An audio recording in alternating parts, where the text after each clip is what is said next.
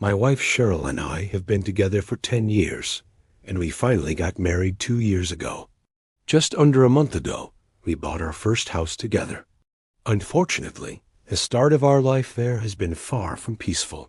We moved to a small inland town in Georgia called Waycross.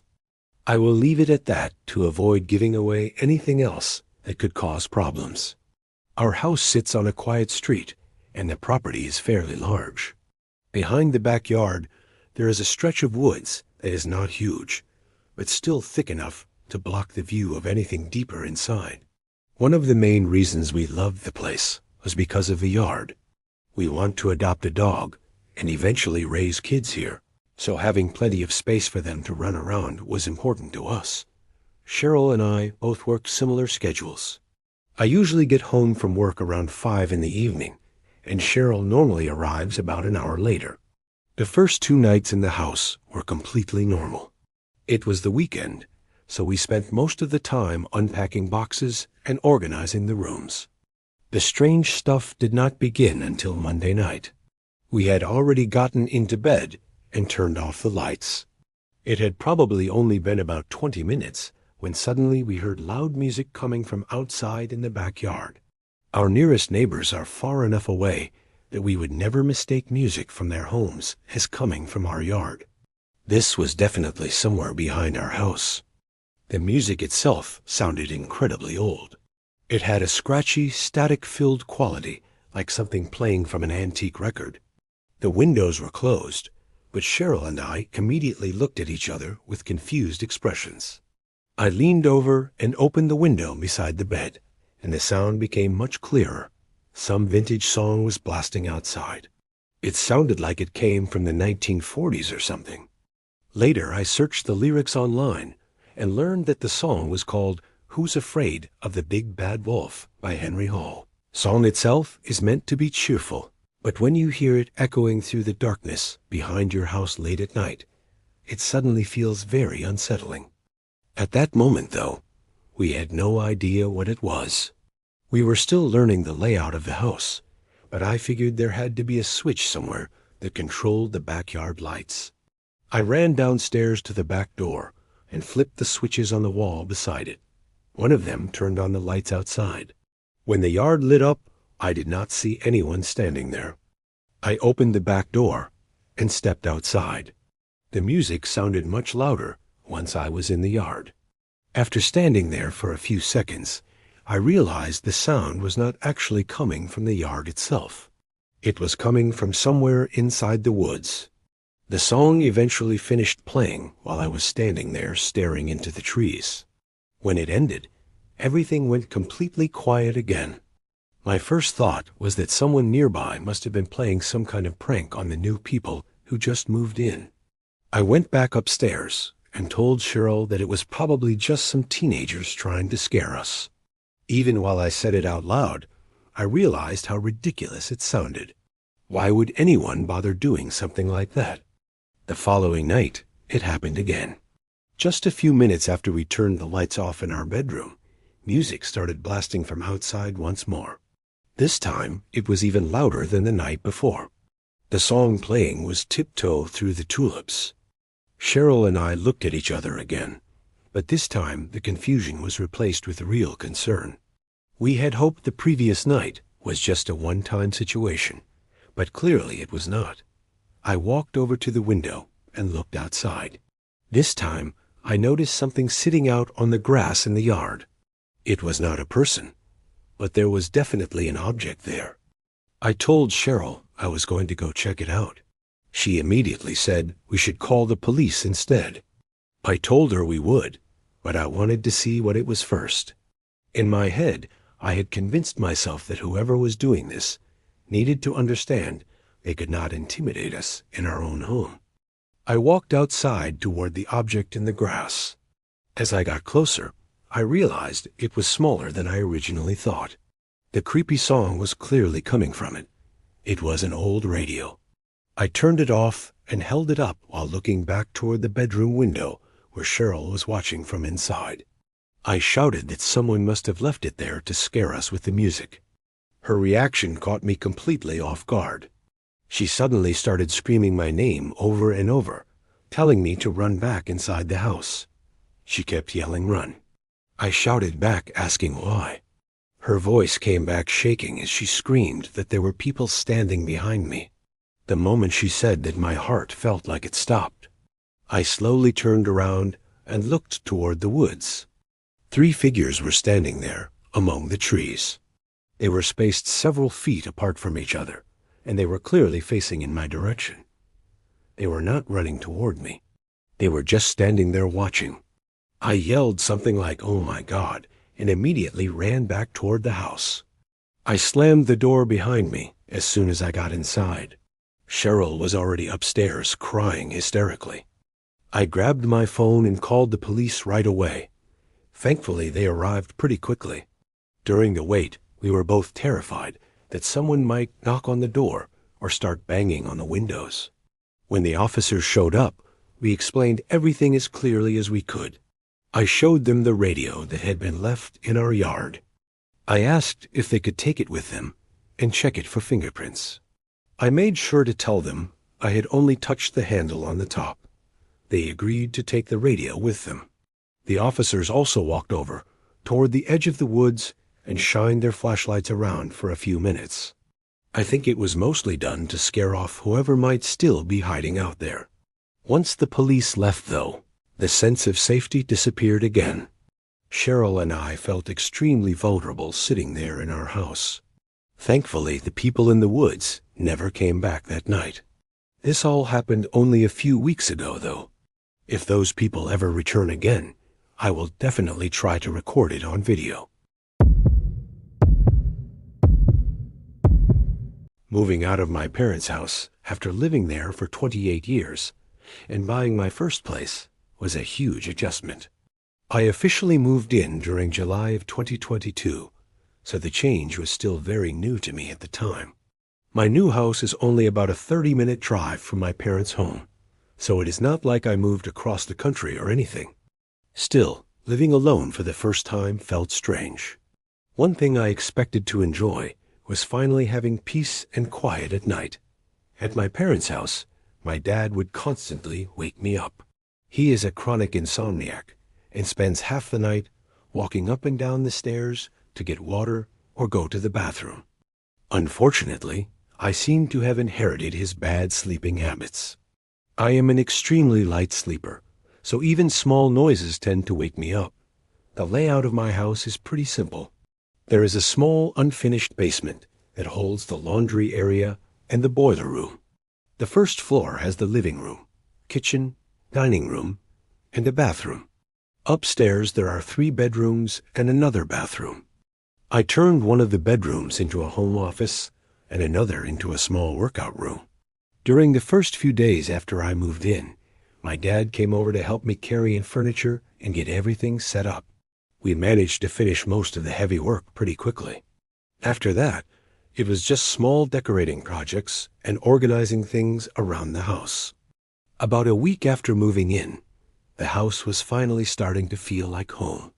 One Sunday night, I could already tell I was going to struggle falling asleep. I was wide awake, and my mind would not shut off. I decided to take some melatonin along with a sleeping pill to help me drift off. Within an hour, I was completely out. Normally, when I take those, I sleep through the entire night without waking up. But that night was different. Something woke me up. I heard a noise coming from outside my bedroom. I had just woken up from a vivid dream, and my brain was still foggy. The sound was familiar, though. It was the sound of footsteps moving up the stairs. For a moment, I assumed it was my dad again, just like back at my parents' house. I was used to hearing him walking around in the middle of the night. I tried to ignore it and go back to sleep, but then my mind slowly caught up with reality. My dad was not here. I sat up in bed and listened carefully. The footsteps had stopped. For a second, I wondered if my half-asleep brain had imagined the whole thing. Maybe it was just some kind of auditory hallucination caused by being half awake. Feeling nervous, I actually called out into the hallway. I was not sure what I expected to hear back. No one answered.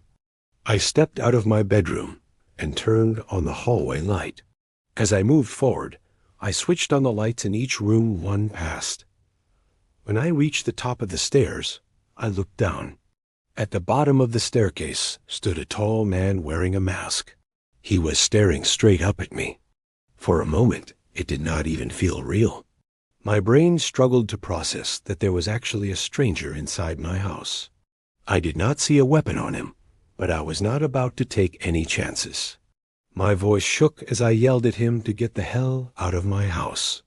To my shock, he actually turned around and walked out through the front door. I ran down the stairs as fast as I could and locked the door behind him.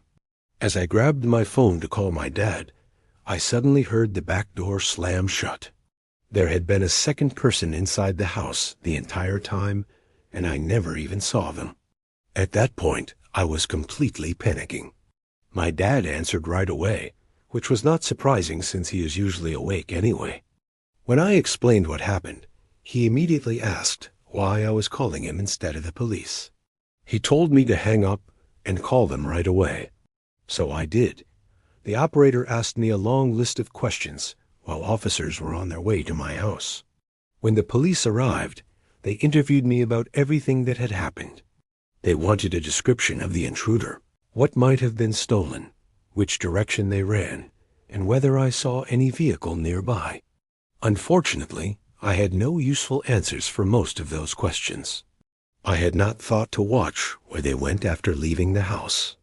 The only description I could give was that one of them was tall and wearing a mask. After looking around the house, it did not seem like they had stolen anything. I did not keep anything particularly valuable out in the open on the first floor anyway. The officers eventually discovered how they had gotten inside. One of the kitchen windows had been forced open. It was just large enough for someone to climb through. Home invasions are the kind of thing you hear about on the news all the time, but you never really expect it to happen to you. It felt even more unreal that it happened only a week after I moved into my first house. I still wish I had been able to give the police more information that might have helped identify the people responsible.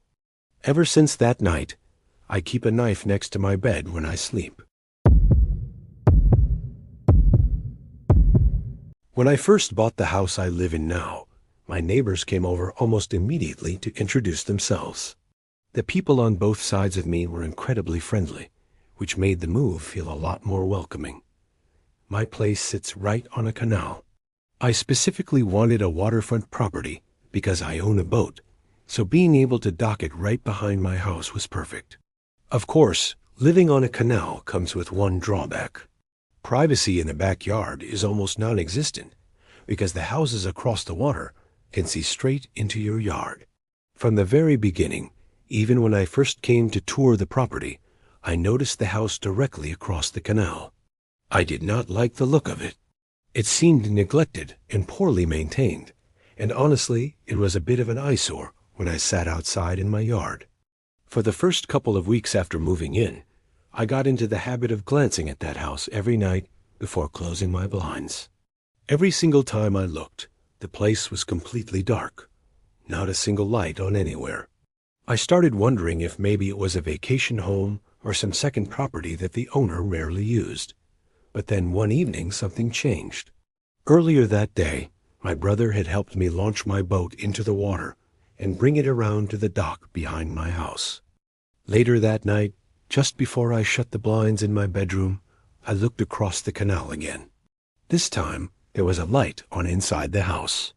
Through what appeared to be the living room near the back door, I could see a man standing there and looking outside, so someone actually lived there after all. From what I could tell at that distance, the man was wearing sweatpants and a long-sleeve shirt. He had a full head of grayish hair. Judging purely from how he looked, he seemed like he might have been around 50 years old. It also looked like he might have been staring directly toward my windows. Although, to be fair, he could have just been looking out into the yard while thinking about something. I shut my blinds and went about the rest of my evening. The next day after work I came home, dropped my stuff on the kitchen table, and went outside into the backyard to spread grass seed in the lawn.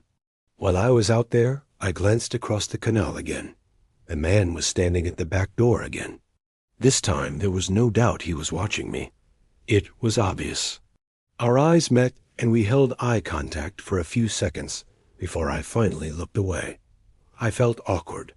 Waiting would have felt strange. So I tried to act like I had not noticed him at all, even though he kept standing there and staring.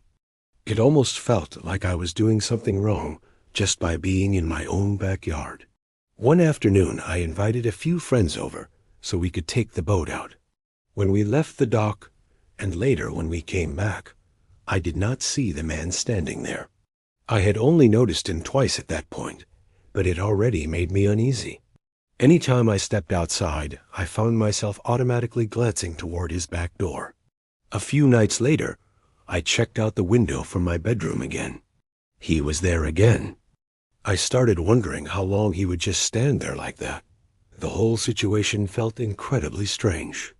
I turned off the lamp in my room and stood beside the window, carefully peeking out from the side to see if he would stay there even after my light went out. He did. I stood there watching for about 3 minutes, and he never moved once. Eventually, I closed the blinds and tried to forget about it. I told myself that from now on, I would simply keep the blinds shut once it got dark outside. While lying in bed that night, I thought about what I should do about the situation. I wondered if I should try to address it somehow. Maybe I could walk down to the dock and wave at him or attempt to start a conversation from across the canal. Another idea was to go over to his house and introduce myself. But honestly, that sounded stressful. Later that same night, as I was just beginning to fall asleep, I suddenly heard a noise coming from the backyard. It sounded like someone walking around on the deck.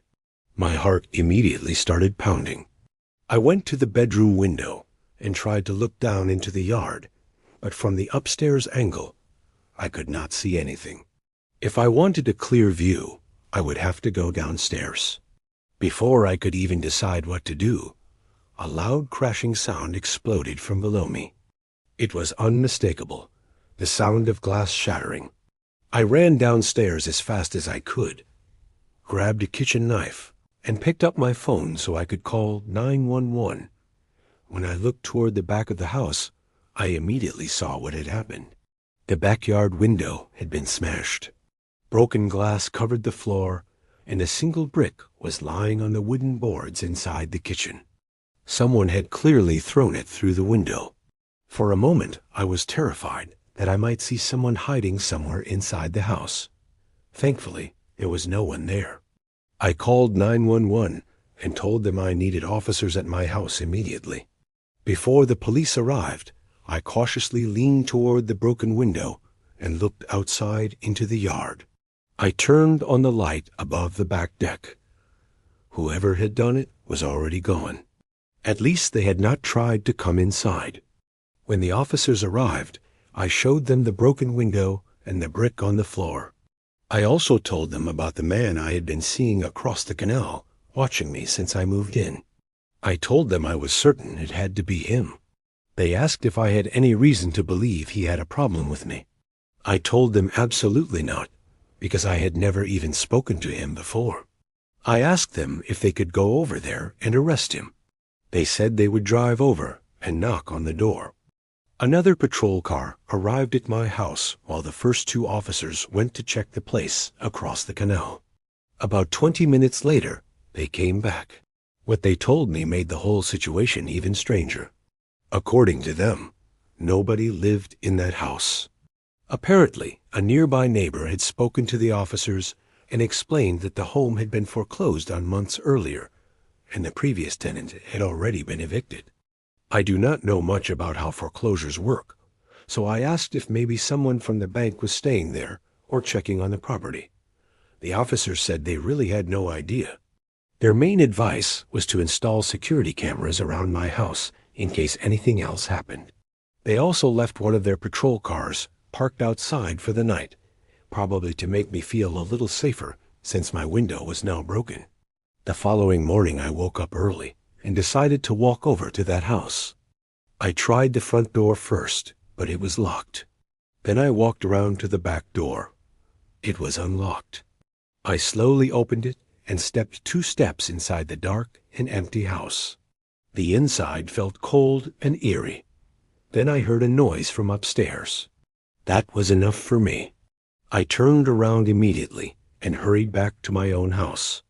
The police car was still sitting out front.